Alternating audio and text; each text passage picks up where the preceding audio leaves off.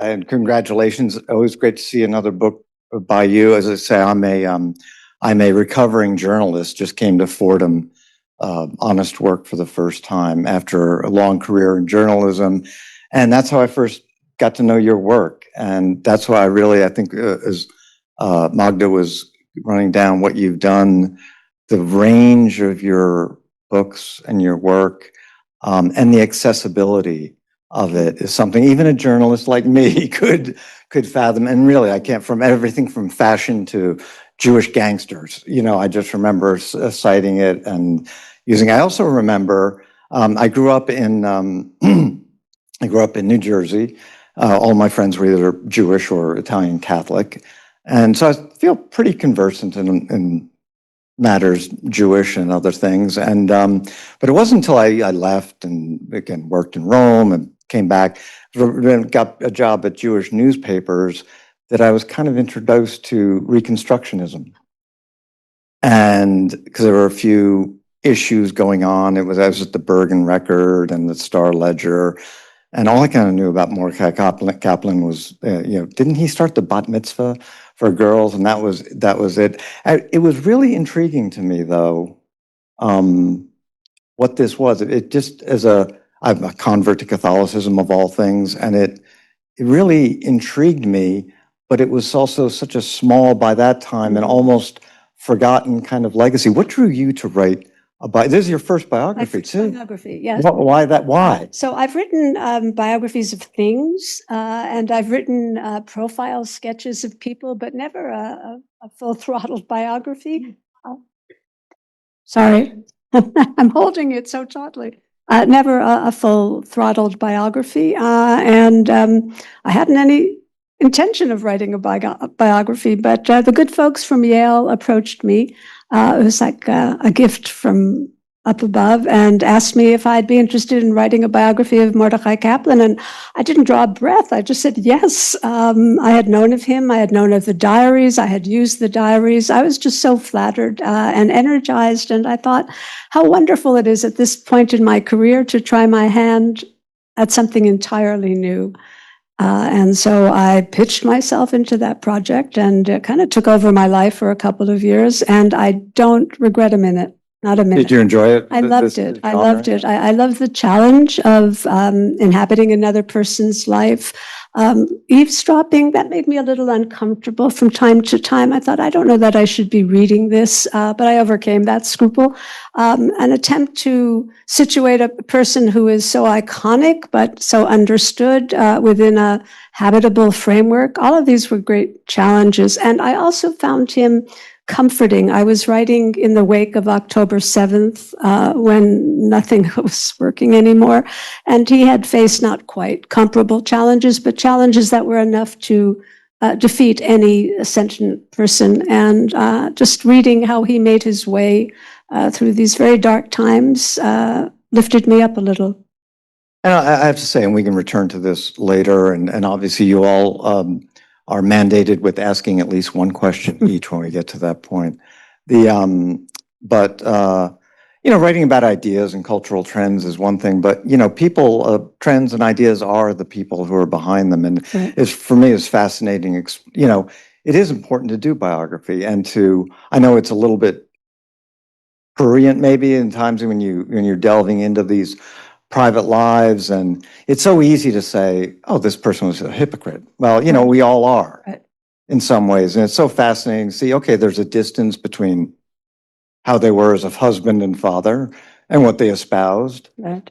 But people are comfortable. It's people, right. And I didn't at any point attempt, I hope I didn't smooth things over and explain away rough spots or contradictions. I also didn't want to do a tell-all where it was just warts and all, to find the right balance. And I have the bug now. I I don't know what I can go. What are you going to do next? Oh, any ideas? I welcome ideas, but I would need somebody with a diary.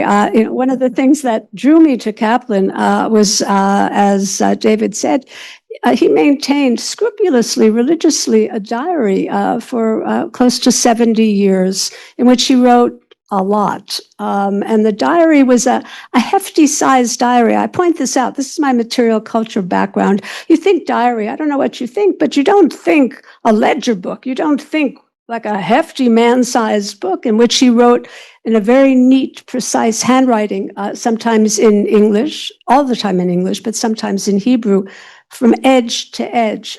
So it's an accounting book. That's kind of symbolic. It's very heavy. And that's how he maintained his sense of self, by writing a lot, usually at 2 a.m. In this diary. I have to say, as part of it, I mean, there's so much, his writings were so voluminous, and of course, and there's private writings.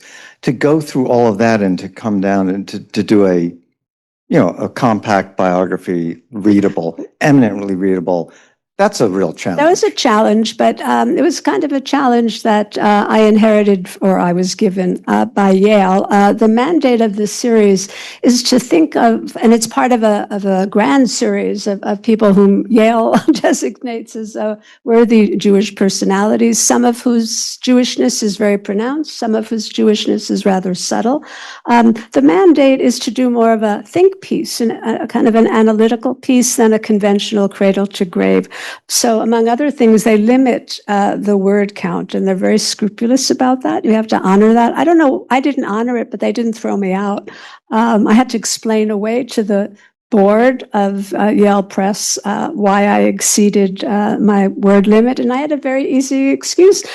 My subject lived to be 102 and kind of kept at it for most of that time. And so many of the other subjects kind of stopped pitching their tent when they're in their 50s and 60s. So, they could be under the word limit, but mine had so much to say, and I didn't want to give short shrift to all of it. But yeah, there was a lot that ended up on the cutting room floor.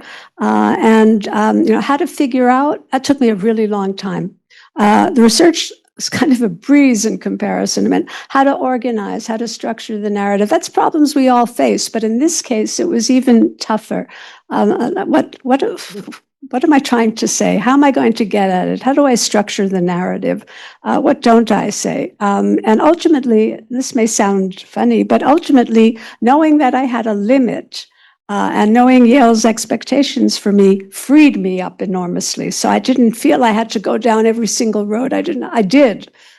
Just because that's who I am. I needed to be comprehensive and thorough, but it freed me to know that I didn't have to tackle every single aspect of this man's life, and I could be very interpretive and follow a particular trajectory that spoke to me, not necessarily to the larger world. Well, as they say, it's harder to write short than it is to write long. So right. Believe me, my editor will know that I take the easy path out. It's like, you wanted 80,000 words, here's 120,000. But I mean, just as I'm going to hope you'll all indulge me. I mean, just as an example of how good you are at this, I just want to read the opening paragraph of the introduction of this biography. His friends likened him to a seismograph, his enemies to a heretic, his students to a holy terror. So strong was his presence, so formidable his reputation, that his was even a household name, Mordecai Kaplan. Stirring excitement and sowing controversy throughout his protean career as a rabbi, critic, author, thinker, and educator in 20th century America, he produced his own version of the Passover Haggadah and the Sabbath morning prayer book, fashioned a singular image of the Almighty, and redefined the meaning of Zionism. While each of these contributions made waves, lots of them, Kaplan's creation of a wholly American form of Judaism known as Reconstructionism, the first and only homegrown version of that ancient faith, was more audacious still, its impact transformative. At once a sensibility and a denomination, it changed how American Jews thought about, practiced, and expressed their Jewish identity. Now that's a lead, and that's great. And that lead I had to write that lead. It took me a long time. It just didn't come full grown, you know. I think I had to write the first couple of pages of the introduction. I'm not exaggerating. 10 times. 10 times. I couldn't quite get it right. I couldn't figure out what is it that I need to say, and can I assume any knowledge? And if I can't assume any knowledge, do I have to put it all out there? Can't I be more restrained? And one day I just got that first sentence, you know, that bit about his friends likened him to a seismograph, and bang, I was off. I should also say that I was very influenced by a colleague of mine who's in the series. His name is Maurice Samuels, and he wrote a marvelous book about Alfred Dreyfus. And the first sentence of that book just kind of said it all. And the first sentence, I'm going to mangle it and paraphrase it, but the first sentence had to do with something along the lines of, if ever there was a person who didn't want to be the subject of a biography, it was Alfred Dreyfus. And the punchiness, it said the whole thing, yeah? And so I realized that's what I want to do. I want to say the whole thing in my first sentence. And then spend the rest of the time elaborating. And when I write, I always write the introduction first, and I write the book, and then I go back and rewrite the introduction 28 times. It's the only way to do it. So what, then for the unbaptized, so to speak, what is Reconstructionism? Like, explain it to us. How did... Good. I know, or read the book, but I mean, it is one of those things that I was always trying to sort of position it, because now you've got this frame of denominational Judaism, Orthodox, conservative reform. Conservative reform. Right.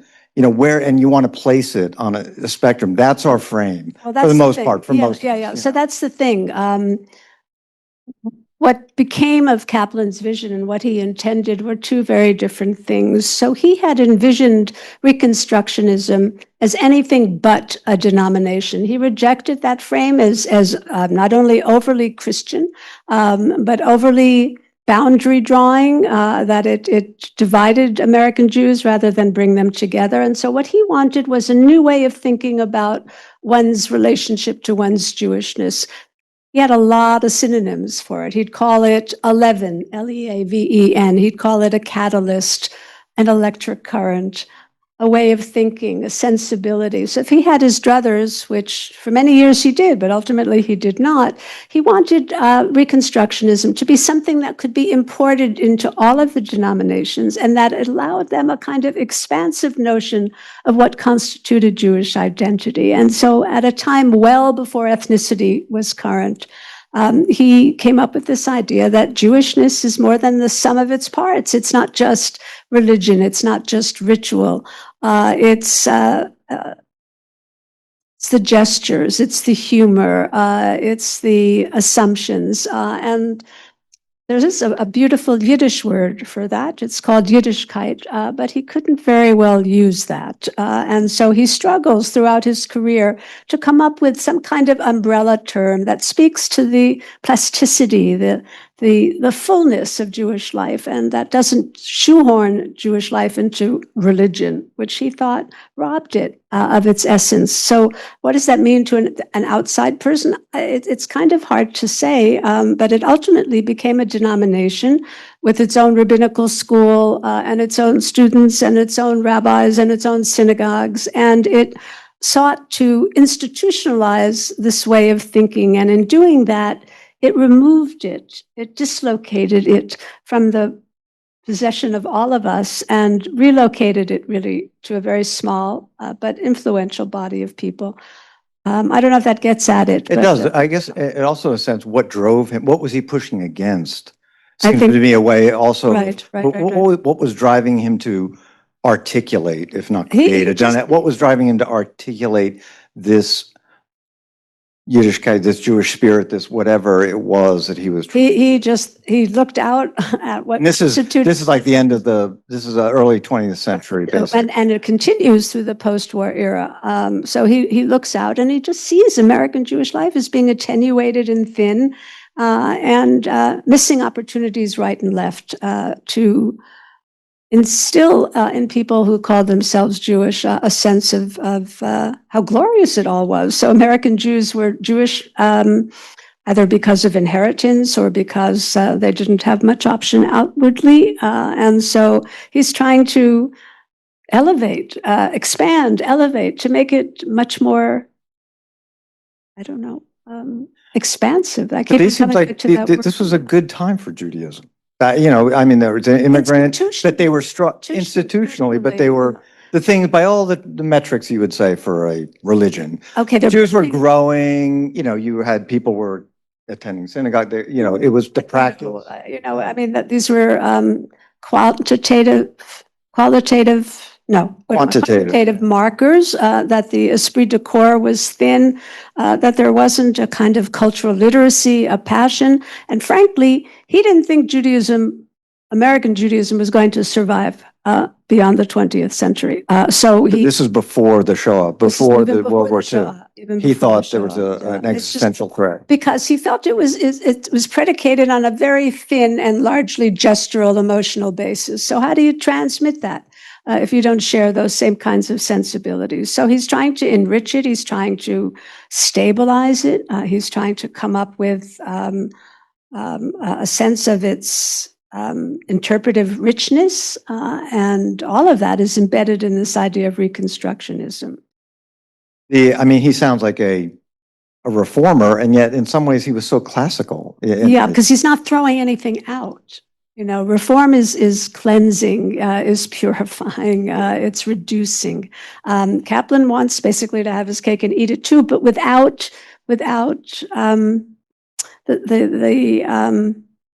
the obligation. He wants people volitionally to be Jewish. He has this great line where he says what he wants of American Jews is for them to be plus Jews, not minus Jews. And it's such a poetic thing. I mean, you could spend an entire evening trying to figure out what he means, but he means that plus it's a gift.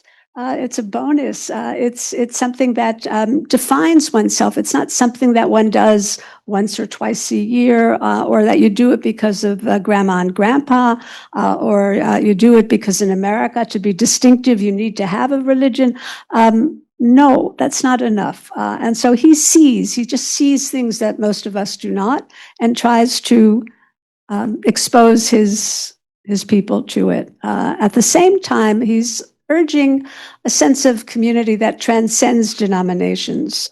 Then as now, there are very strict boundaries, as there are between Baptists and Methodists and different degrees of Catholics, and he rues that. It disturbs him enormously that there's not a greater sense of community, and especially in the wake of the Shoah, we Jews do not have the luxury of being so defined by opposition to one another. So he's constantly beating the drum for this thing called peoplehood or covenant. So he's valiantly and not successfully trying to minimize division and to suggest that, and it's very hard. It's not a concrete program. That's the problem, that we're all in this together, and it deserves more of a lift than it's getting, it being Jewishness. And that kind of gets, you raise the term peoplehood, which I want to get into, and which gets to the point of this series and this discussion about the limits of dissent and how that works, and how you get, he got in trouble.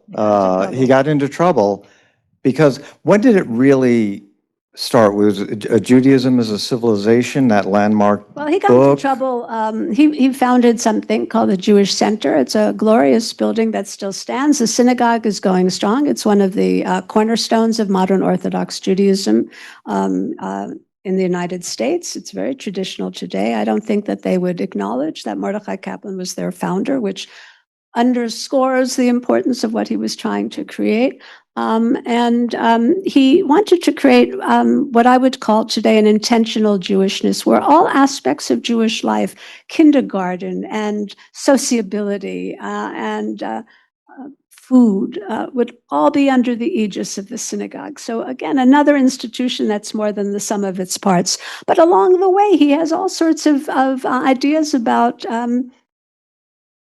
obligation and discipline, and he offers up the idea of choice and volition rather than commandedness, and that got into hot water with the people who essentially had hired him, commissioned him, who were traditional Orthodox Jews. I don't think they fully understood what he was yammering on about. He's hard to understand then as now, and He published a number of articles in which he suggested very strongly that orthodoxy's days were limited, that reform also wasn't so good for American Jews, and they basically had a cow, and challenged him, and he tries very hard to kind of still the waters, and he has his followers, but ultimately, as you know, from any kind of ecclesiastical politics, in my world it's called shul politics, they could be very toxic. And so ultimately there's a rift, a schism between those groups who feel that the Jewish center cannot survive with Kaplan at the helm, and the other side of the fence, those who believe that the Jewish center cannot survive unless Kaplan is at the helm. But he finds his ideas, which are so fructifying for him, increasingly being made unwelcome. And so ultimately he resigns. So that was the first hot water.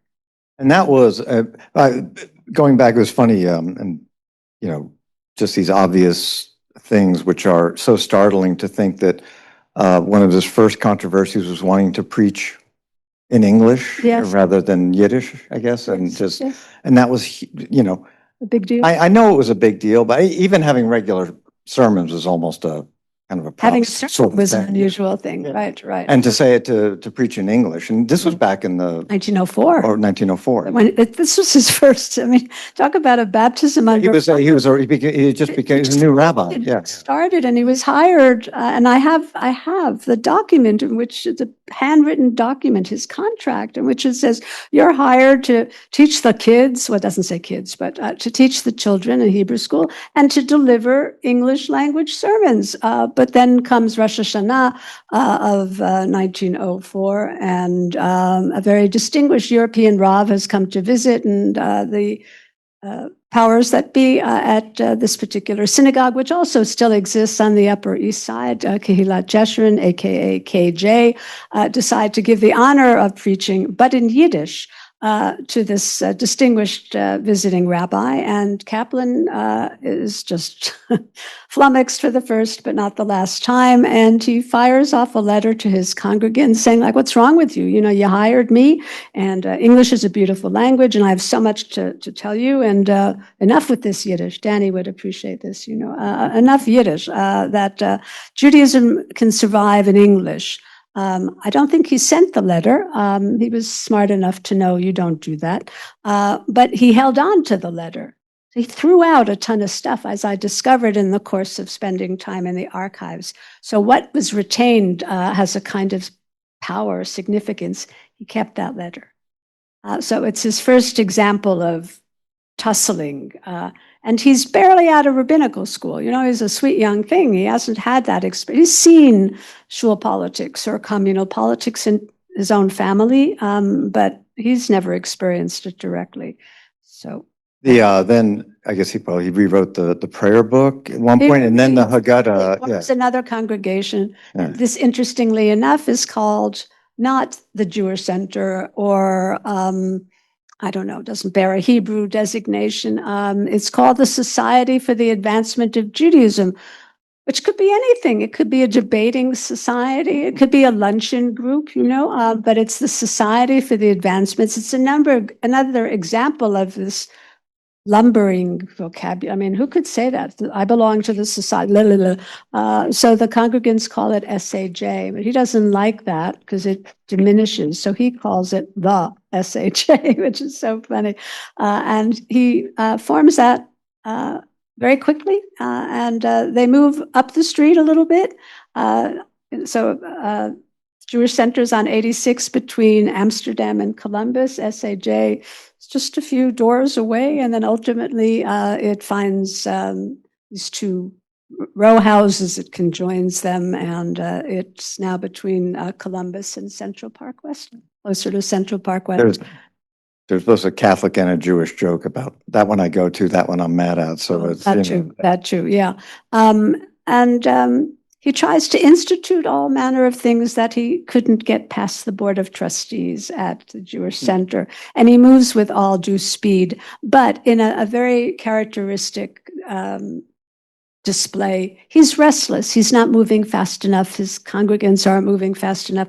I don't know that I put this in the book, but I think some people are cut out to be pastoral congregational rabbis and others are not. And he was not. But he spends his entire career teaching students, would-be rabbis, and among congregants, and doesn't fit his temperament. He gets into trouble. Well, I want to get to the Oh, excommunication, which is stuff, but it's also one of these things that he doesn't seem to be doing it as a deliberately. I mean, he's deliberately transgressive. He's not like all of these kinds of well, we'll get to the bat mitzvah thing, but I mean, look, let's get to that. How did that even come about? Oh, I don't know. I love it's it. one of the conundra or mysteries. A couple of years ago marked the 100th anniversary of the first bat mitzvah, which the honor of which belonged to Kaplan's eldest daughter, Judith, who turns out to be quite a personality in her own right. I found very, very little in the diaries, in his correspondence, in his curriculum about the bat mitzvah. And it's one of the very first things he does when he creates this brand new entity called the Society for the Advancement of Judaism. In the diary, on the date or the date before or the day after, he says not a word. Everything else that happens in his life, he writes down. He doesn't say a word. So I'm moving through the diary, hoping to find more. I find 10 days later, he says, 10 days ago, I initiated a brand new seminary, what did I do? Initiated a brand new ceremony for my daughter, Judith. More about that later. I continue to read. I'm reading. There's no more later. There are occasional references to something along the lines of the bat mitzvah at the SAJ has fallen into desuetude. That's a big word, right? But that's it. So he never claims it as in his own writings, which there are a great deal, in his musings about his career. He never claims it as his signal accomplishment. So how did this happen? Why did this happen? There's also nothing, absolutely nothing in all of the voluminous writings before he instituted the bat mitzvah that would indicate that this was a bee in his bonnet. Nothing. I mean, it's for me and for I think a lot of people coming to it, it's the first thing you hear about him. Right. And it is, so what you automatically think is that he was some egalitarian campaigner on this whole thing. And it was just, but it did kind of seem to grow out of his character that okay, this makes sense. Let's just do it. Right. But he didn't offer any classes in this. He didn't I'm sure that when Judith got up and did what she did, which was very different, much more truncated and constrained than what passes for a bat mitzvah today, I'm sure he said a couple of things, but they weren't recorded anywhere. There was a newsletter, bulletin, a very sophisticated bulletin. Nothing. So that's a bit of a puzzlement, and I never found the answer.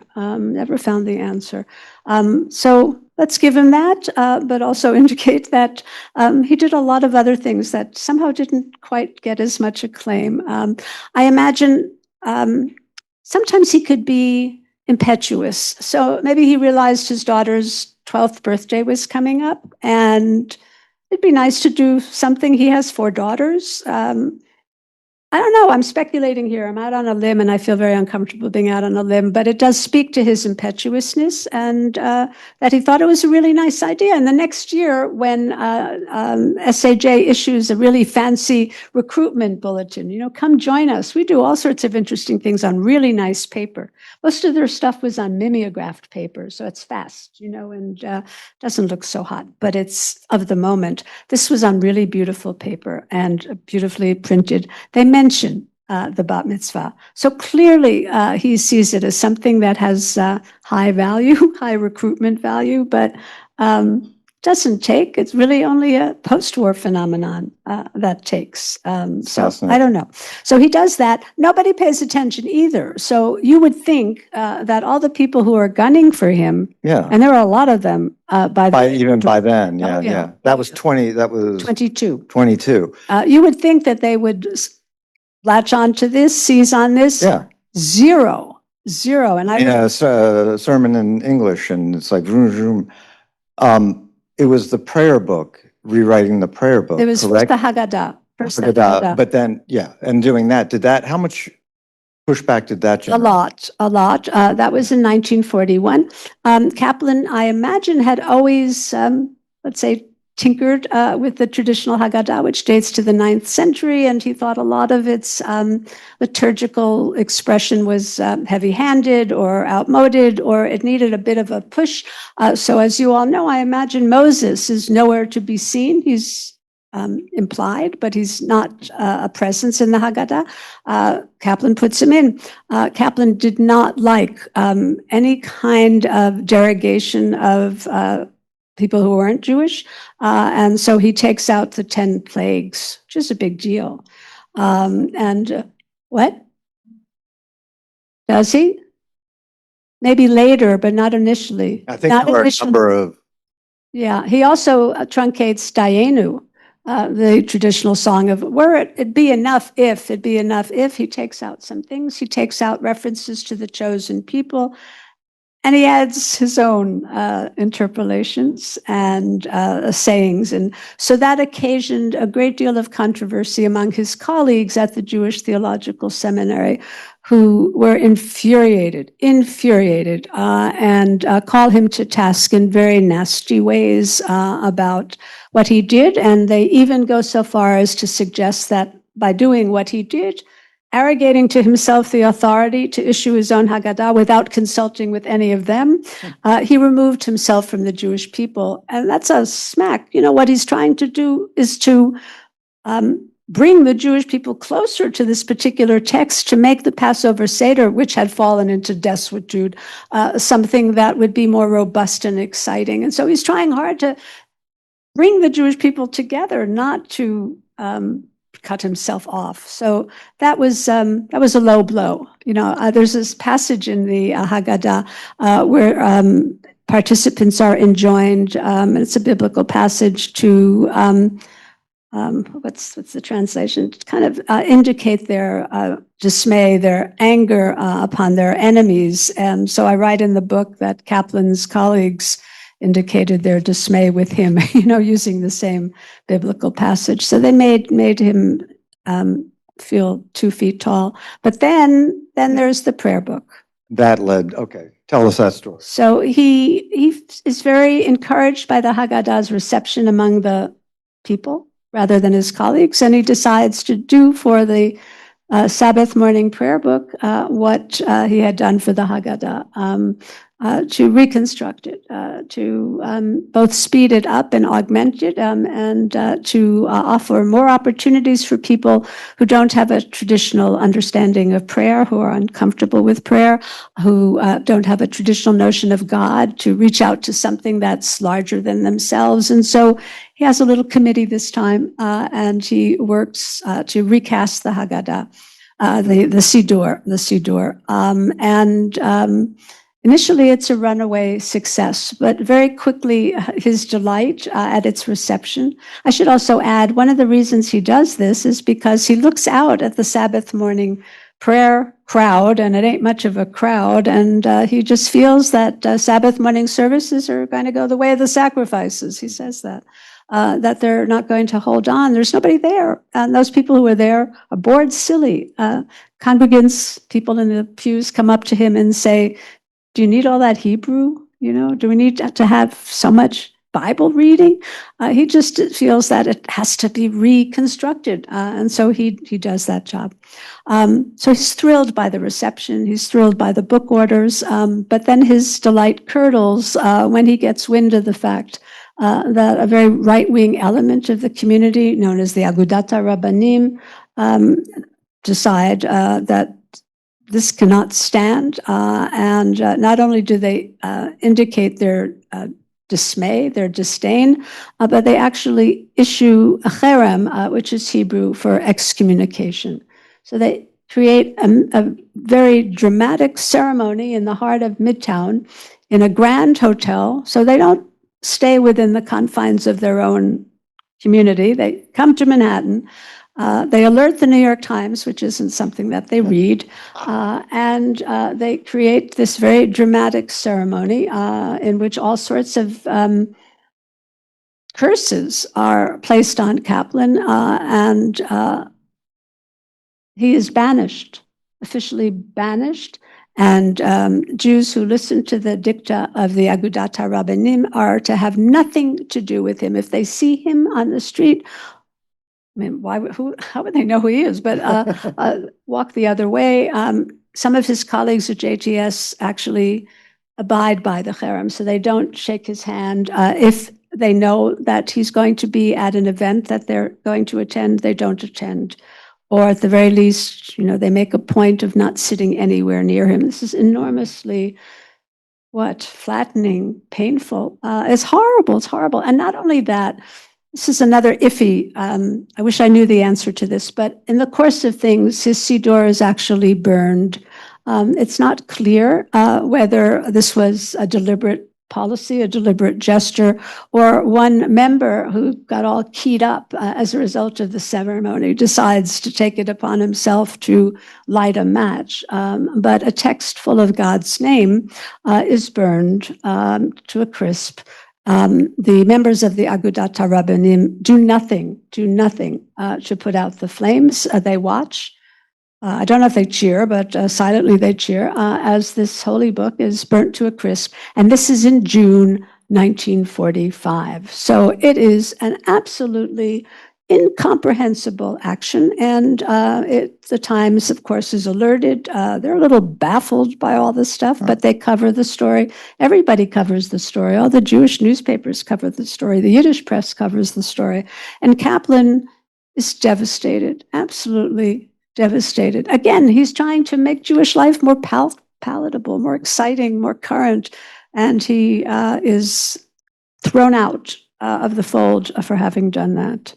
As a Catholic, I feel like you're kind of trampling on our brand with burning books, excommunicating it doesn't happen too often. We're pretty good at that. But it does seem odd. I mean, it really is so extraordinary. What really is driving it? Again, getting to the issue of the limits of dissent and disagreement. Where is that? Was this shul politics? How much was it just shul politics, personalities? How much was theology? And I think it's all of the above. And I think, by now, by June 1945, it's kind of clear what has happened to world Jewry. And they think this is a threat that cannot be countenanced, I guess. That this was the last straw and that Jewish life cannot afford any such threats from within. It's just, look, they were gunning for Kaplan throughout his career, but they never took such dramatic action. I think for Kaplan, doubt is not a threat. Doubt is a tool. Doubt is something that brings people closer together. It shouldn't enervate or dislodge, but for the members of the Agudat HaRabbanim, doubt is something that can't be countenanced. And so I think given the climate, given the utter despair in the Jewish community, the anxiety, the fear, the profound, enervating sadness, I guess they had to take some kind of action that said we're going to rally around the flag. At the end of the day, I don't know. I really don't know. But it remains one of the devastating things. And it also remains one of the things that people know about Kaplan when I didn't want to emphasize it, because I didn't want to fan those fires. I wanted Kaplan to be known for the rigor of his thinking and for the integrity of his personality and for all of his efforts to make Jewish life more palatable, more alive, more exciting, more vibrant, more American, more democratic. And this was no good. Let's open it up. Any questions from folks? Yes, ma'am.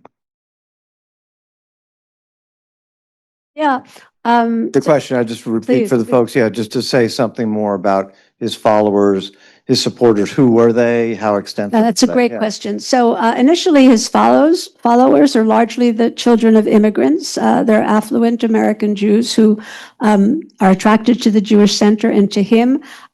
He cut a really good figure. He was dapper. He spoke a beautiful English. He spoke an equally beautiful Yiddish if he needed to. He had all these ideas. He had lovely ideas. He was apparently, and I've listened to records of his speaking, he had this really wonderful voice, very plummy voice. And he had a great vocabulary, especially for people whose grammar creaked. And so he seemed very compelling. And so a goodly number followed him to the SAJ.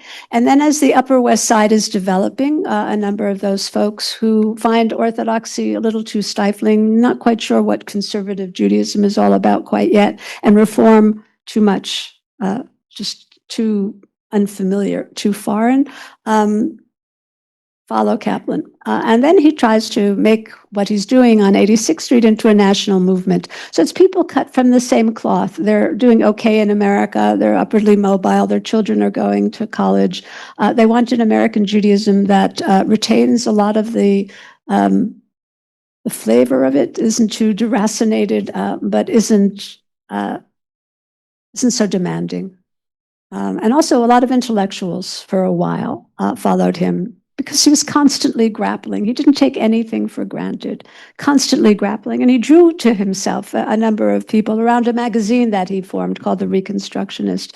That was smart. That was asking questions that took nothing for granted, not Zionism, not American politics, not daily life. I mean, it was interesting to follow up on that, you talked about you wanted to bring this spirit back and this joy and all of these things, and yet he was so ponderous. Well, your word, okay, there's Unitarians tell the joke that Unitarians are welcoming to anyone who's smart enough to find them, and there's that kind of thing where he's also I find him very interesting. Intellectuals do, but how broad, how. There's just a paradox there that he wanted to bring. Such a paradox, and he didn't like emotion. He wasn't a sappy guy. He was not sentimental. Nostalgia made him cringe. But then he comes up with this concept, peoplehood. What is peoplehood fundamentally? It's an emotional construct, but he enshrines it in all sorts of heavy-duty philosophical meanderings about nationalism and new kinds of nationalism and what it means to be peoplehood. It's not another word that doesn't trip off one's tongue. He's trying so hard to make not only of joy, but of intellectual engagement a hallmark of modern. But how did that relate also to the peoplehood? Again, there are so many terms that he brought up, so much vocabulary he coined, but that also undermined the chosenness. Well, he throws out chosenness. Glad you brought that up. He doesn't like that idea at all. He calls it a spiritual anachronism. He thinks it's just not in keeping with modern democracy. That nor does he like the Reform idea that Reformed Jews have a special mission. Doesn't like all of that. And yet he believes that Jews have something that brings them all together. They have something to offer the world, but it's not in a contributionist way of the old guard.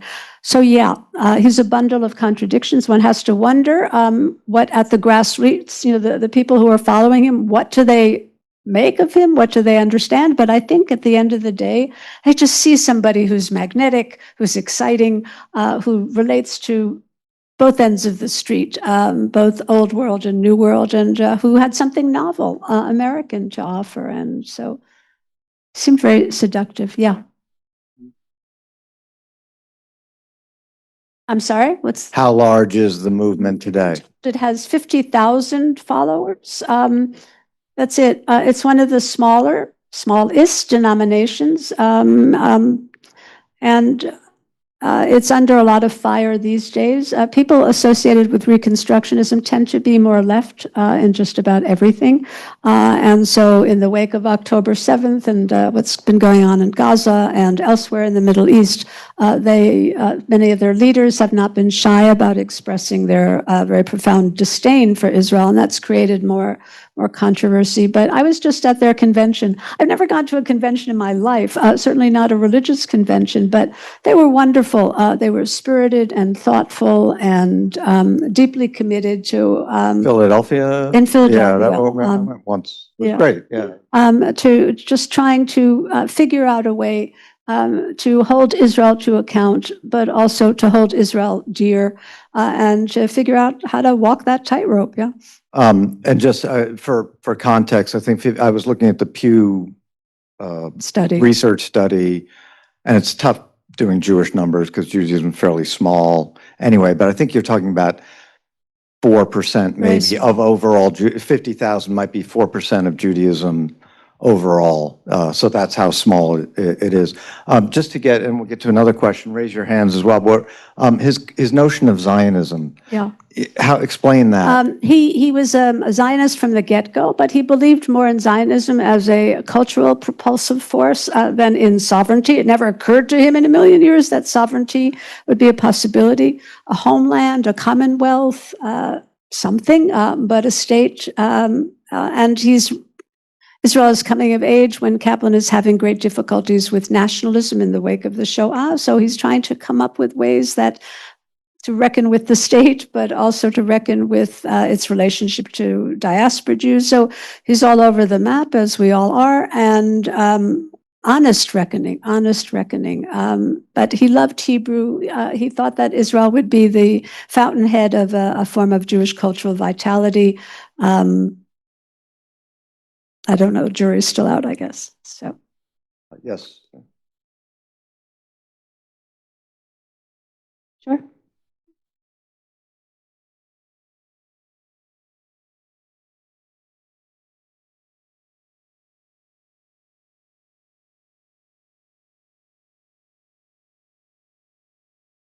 What do you mean?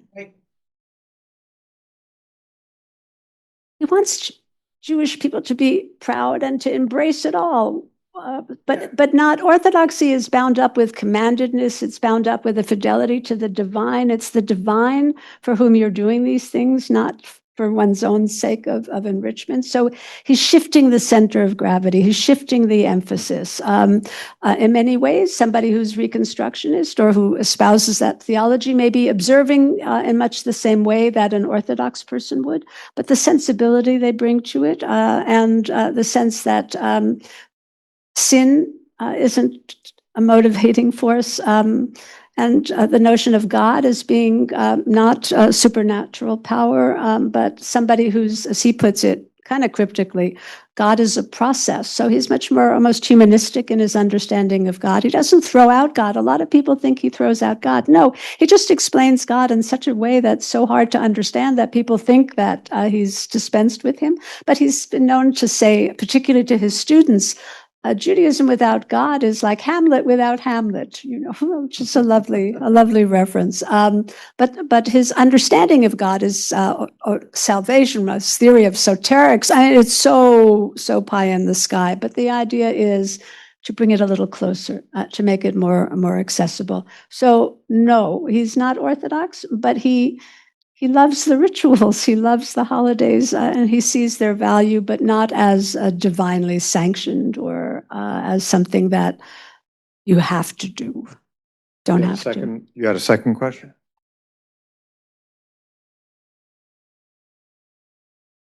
With other? Yeah. What's his relationship with other social movements of the time? Yeah. Do you mean like left-wing movements or? He's aware. He's very mindful, certainly in the 30s, of the appeal of communism and socialism. He adapts some notions of better society in his thinking. He's a big fan of 5-day work week. He doesn't hesitate to take his congregants, many of whom are in the garments trade, to task. It's very sensitive to what we would today call social justice. So in that sense, he's aware. He's also very aware intellectually. I mean, I write in the book that he doesn't like to do a lot of things. He just likes to write and think. But one thing he never gave short shrift to were books. He's always reading, and he's reading very widely. He's reading the latest theological statements. He's reading the latest sociological tracts. He's reading sometimes the latest novels. So I think the gist of your question is he in the world? And I would say yes, he's very in the world and tries to apprehend that which he can use for the purposes of making Judaism also in the world and not retreat. Yeah, I was going to just pick up on that because I was so struck by, he was just such a mid-century public theologian, reading Tillich and Niebuhr and all of these people who were out there. So he was very much in that zeitgeist, it seems to me. And part of that, But relatedly, I was struck how we just tend to separate out religions, the Catholic Church, certainly Judaism, it's this thing on its own. But you can't exist. You're in America. You're in this religious marketplace. Right.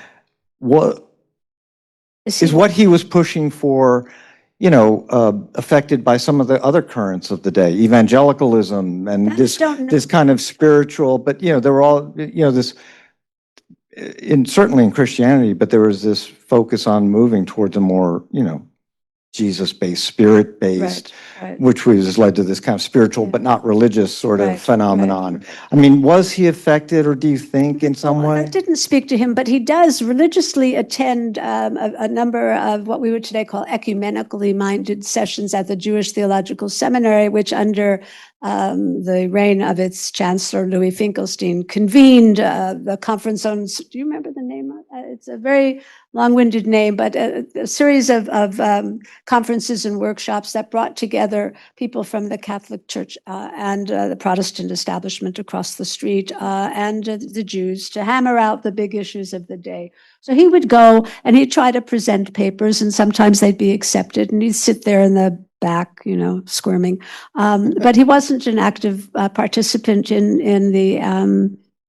any of that. Yeah. But he took it in. He's a sponge. I always think we're never separated from all the other currents as we like to think. He's aware. I mean, another example is he's approached by the editor of Newsweek magazine to talk about religion and what constitutes prayer. And he's in the company of other people. So he reads, he knows what's going on. They know his name. He's part of the conversation. You got other giants, Heschel and other people like that. Heschel's a whole other story. But sir.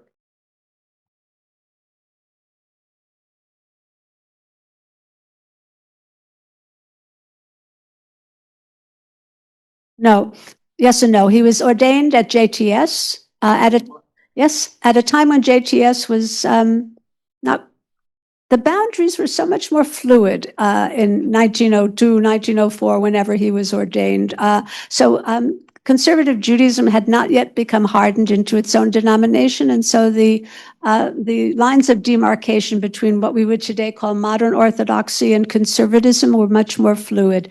He's ordained by JTS. But then the powers that be at Kehilloth Jeshurun, or KJ, his first site of employment, insist that for him to be given the title of rabbi, they gave him the title of minister, he needed to be ordained by an Orthodox rabbi.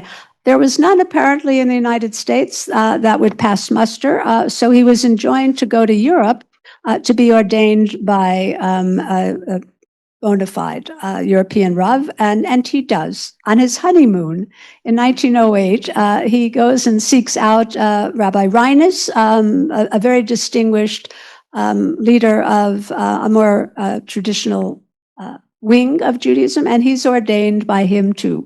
So that's why I say yes and no. No, because his primary is JTS, but he gets this added. Yeah. Yes.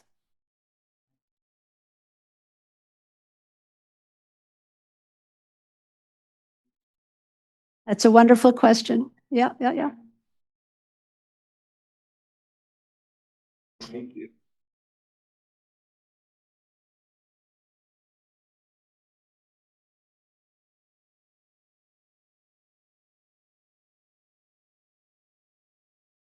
Yeah.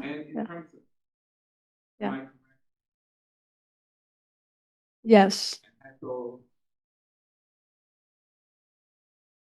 Oh, for sure. And Kaplan was invited, yes. And I found in the archives the invitation and Kaplan's letter of looking forward to joining you. So.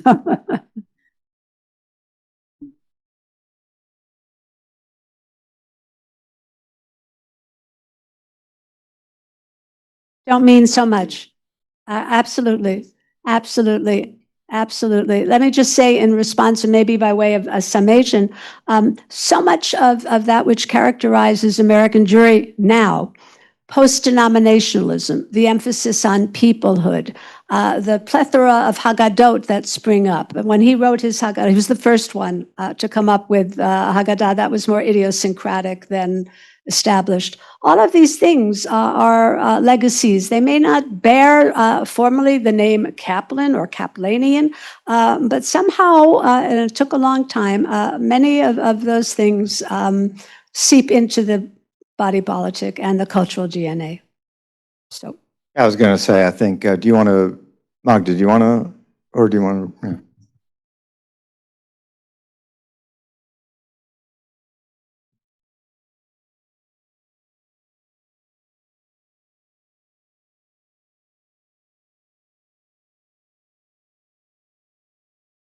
doesn't, maybe I and thou. I mean, trying to reckon with what God is all about and to reckon with God in a way that was philosophically rigorous, I think, in that sense. But that's not Kaplan's métier. He tries really hard. There's a beautiful story. Kaplan lives in Jerusalem from 37 to 39. Most people don't know that. And it was a very, very difficult period for the Yishuv, extremely difficult. And he sticks it out. Actually, his wife, Lena, who deserves a lot of credit for making Kaplan into Kaplan, he's ready to bolt, but she insists that they kind of stay in. And one of the reasons he loves, when he's not bolting, being in Jerusalem is because he could have friendships, what he calls spiritual companionship with Buber and Shalom. And there's a beautiful story of Buber and Kaplan on the bus. Two giants on the bus. And what do they talk about on the bus? Kaplan records this in his diary. They talk about God. It's so funny. They're not talking about politics or the price of eggs or, they have no water in Talbiya because the Arabs cut off the water. Whatever it is, they're not talking about that. You imagine these two guys sitting on the bus talking about God. So he liked to think he was in that level of thing. But then he writes a couple of pages later, I'm very disappointed in Buber. He's just not a chatty kind of guy. He's only about Buber. I think, who's calling the kettle black here, yeah, so I don't know that I'd place them in that category, but I would, as a major theological, philosophical thinker, but certainly as an architect of modern American Jewishness, I would put Kaplan right up there.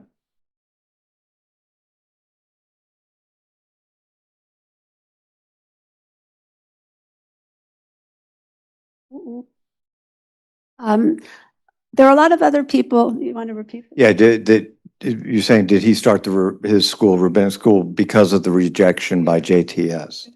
No, he's at JTS for 50 years. He stays put, yes. And the Reconstructionist becomes a movement only in the late 60s.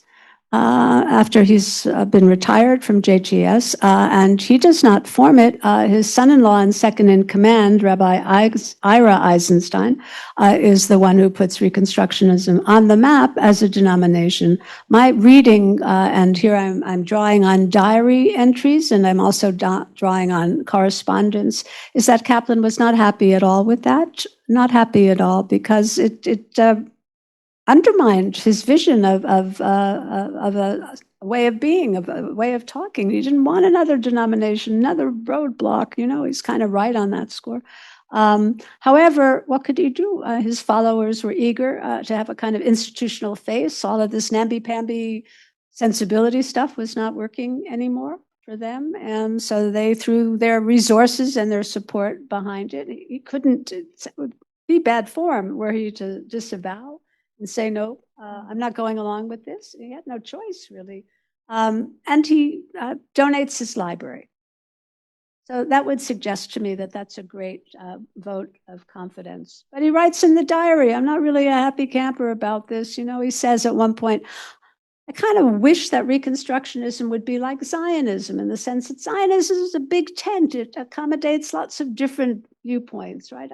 That's what I see of Reconstructionism. It could be this, you could be this, you could be that, but you're also a Reconstructionist at heart. But that didn't happen. I wanted to read you cite the opening line of Judaism as a civilization. Yeah, great opening. Yeah, before he says, Kaplan writes, I love great leads, like your book. Before the beginning of the 19th century, all Jews regarded Judaism as a privilege. Since then, Jews have come to regard it as a burden. Bam. Bam. And that's what he was going against. How would you, what do Jews regard Judaism as today? It depends. Putting you on the spot. Yeah. If Mordecai were here, what would he write? Problematic, I would say. I mean, we're so schismatic today. We're so fragmented, and there's not enough commonality, not enough peoplehood, and so depends where you are on the spectrum. And that spectrum is very heavily peopled today by so many different divisions. So if you're here, you would say this. If you're here, yeah. But again, and that's a good place as I want to sort of we get don't to end on a sour note. No. But it's also the whole issue here, dissent, disagreement. This is something that Judaism has been known for being capacious. There's one story when I was at Vatican Radio way back when John Paul II was getting in trouble he was great friends with the Jews. He did so much, but he did things like meeting with Kurt Waldheim and things like that. Remember that? And then when I was there were all these troubleshooting delegations coming over, and I was at Vatican Radio at the time, and I was reporting on all of these Jewish Catholic dialogues and trying to heal over things. And at the end, I remember one time the Jewish delegation, they were always great, and they always talked to the Vatican people would never talk to you. And all the Jewish leaders would come out, sure, what do you want to know? And, I remember, I think it was Mordecai Weissman, I think was head of the World Jewish Congress or something at the time. He was a great guy. And I said, well, just raise the issue that I said, well, this member of your delegation said something different from what this member said. And he shrugged and he said, 2 Jews, 3 opinions. Right. And I thought, it's a line I'd heard before. It's great. And it says something. Postscript, I went back into the studio to put it in. I thought I'll put it in my report. And my boss said, no, we're not going to put that on Vatican Radio. The Jews will be offended. I said, the Jews won't be offended. He's like, this is, and it's so funny because looking at, in the Catholic perspective, that would be a dangerous thing, right. And so they're projecting onto Jews. But in any case, 2 Jews, 3 opinions. So would have the longue durée, the long view of after listening to so many presentations. Sometimes dissent is generative, and sometimes dissent is crippling, and there's a wide range, of different responses. How do you work that out within the tradition? How do you do that? Is it? You need a really strong leader. You need a lot of goodwill, right? I don't.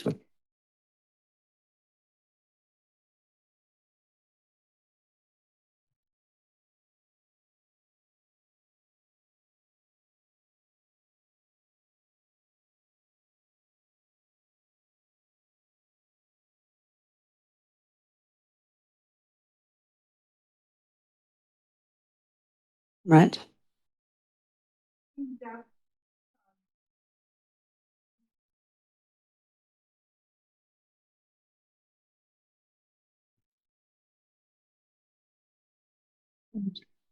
Right. The limits of dissent, right? Power, right.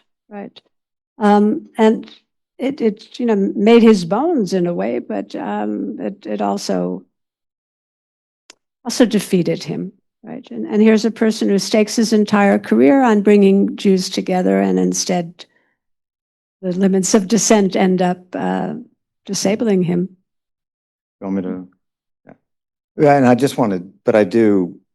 Yeah, he went through so many ups and downs. And read this book; it's terrific. Again, it's this great.